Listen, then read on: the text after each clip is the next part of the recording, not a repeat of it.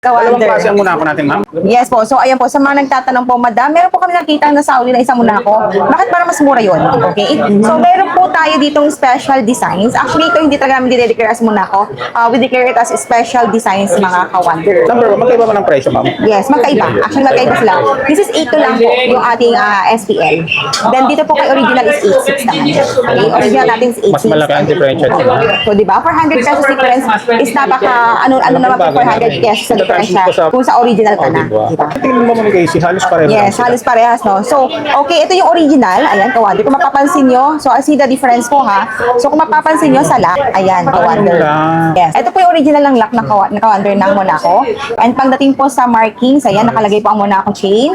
Classic, ayan po. Then, yung kanyang MM, kung ilang MM yan. So, yan po yung mga markings sa pwede pong i-check kung original po yung nabibili nyo. Then, punta naman po tayo dito sa special design, mga Mayat de la Rosa. Dapat alam din nila yan, ano? Pag bibili sila. So, ayan ha. Kaya yung iba nagtatanong, ma'am, ba't mas mura yung Monaco nila? So, hindi rin alam ba't mas mura. Pero ito, sa Mayat de la Rosa, Ingat pala 5 kayo sa mga jewelry, murang free binibenta guarantee Monaco, yun na original po yung nabibili ko. Kasi meron po kami special design. Ito, pwede namin kayo bigyan dito na mas mababa. Pwede po namin kayo dito bigyan ng A2. Actually, this is A2 po. Sa special design po siya nakapasok. Kasi hindi siya original. Pero Monaco inspired. Ito naman po kung mapapansin nyo from original, yung lock pa lang. Napakalayo na.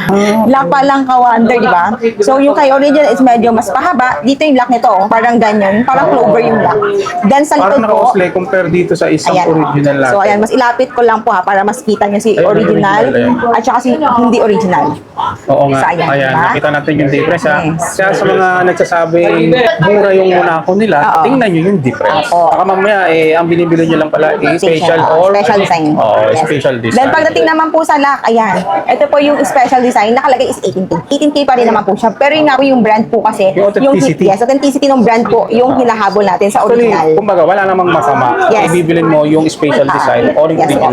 Nasa sayo na yan. Yes po. So, Halos pareho lang naman din sila. Ano? Yes po. Para sa po sila 80K. So, ang ano lang po talaga nila is yung originality. Kaya po, mas magkaiba yung presyo. Parang Japan to Saudi, di ba? Mga Japan style. Pero yung mga Japan gold talaga. So, ganun, parang ganun lang din. Pero yun nga po, sa mga gusto naman po talaga rin ma-achieve yung brand na to, and syempre kung medyo kulang pa sa budget, and ayan, pwede naman po kayo mag-special design. So, sa lahat po ng bibili nating Monaco original, may kasama po yung certificate. So, this is certified po na Monaco brand. Talagang original talaga na Monaco. So, ayan po, the quality is very talagang mapapansin nyo, very fine po and talagang original. Okay? So, may bracelet po yan. Meron din po yung necklace. Kompleto rekado tayo pagdating po sa ating Monaco.